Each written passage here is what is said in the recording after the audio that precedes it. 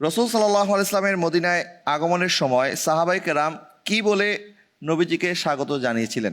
নবী করিম সাল্লাল্লাহু আলাইহি ওয়াসাল্লাম যখন মক্কা থেকে মদিনায় আগমন করেছেন, তখন সাহাবায়ে কেরাম তলা আল বাদরু আলাইনা মিন সানিয়াতিল বিদা বলে বলে নবীজিকে সংবর্ধনা জানিয়েছেন। طلع البدر علينا من ثنيات الوداع وجب الشكر علينا ما دعا لله ذا طلع البدر علينا من ثنيات الوداع وجب الشكر علينا ما دعا لله ذا أيها المبعوث فينا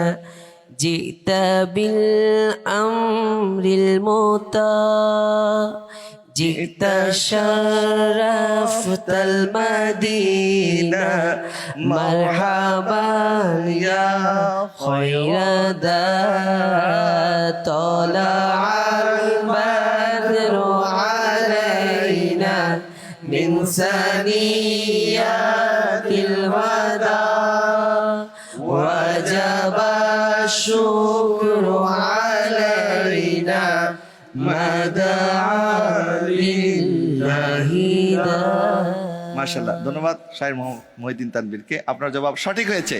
আলহামদুলিল্লাহ।